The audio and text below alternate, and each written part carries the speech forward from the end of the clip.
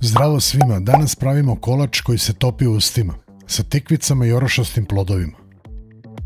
Za sam početak ćemo pripremiti malo orašastih plodova, koji će svakako povećati nutritivne vrednosti ovog kolača. Uzimamo 100 g oraha i 100 g badema, pa ćemo ih zajedno samleti u blenderu, a možete ih i nožem sitno iseckati kako vi želite. Jedna zanimljivost, orah je navodno bio omiljena hrana starih Rimljana i simbol mudrosti.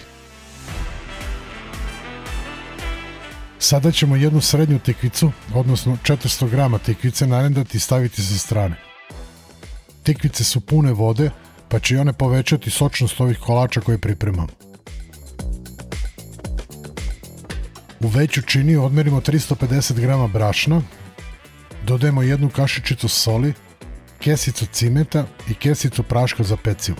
Ručno mešamo da se sve lepo sjedini. Dok to radimo, pravi je moment da vas zamolim da ovaj recept podelite sa prijateljima na društvenim mrežama, naravno ako vam se dopada recept. Hvala svakako na pomoći. U drugoj posudi razbijamo 3 jaja, koje će celu smesu lepo povezati. Kada smo razmutili jaja, dodajemo 220 g smeđeg šećera i 100 g običnog kristal šećera.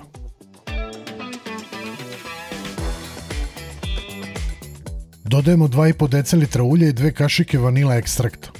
To daje aromu koja osvaja odmah.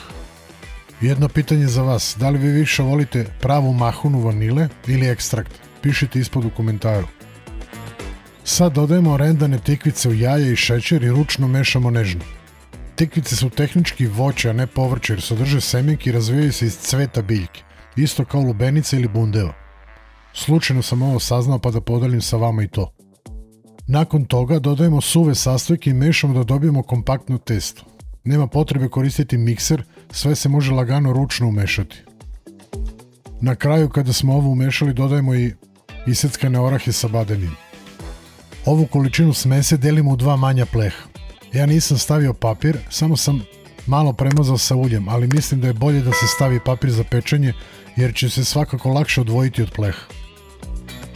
Rernu zagrevamo na 180 stepeni i pečemo kolač oko 55 do 60 minuta, ili dok čačkalica ne izađe čisto. Znate za taj sistem. Evo ga, savršeno pečen zlatno smeđ kolač sa krckavim orasima i sočnom sredinom. Nećete verovati koliko je ukusan kolač, a kada kažete nekome da je unutra tikvica, neće vam verovati. Ako vam se sviđa ova slatka poslastica, kliknite like, zapratite kanal Dobri recepti i podelite video sa prijateljima.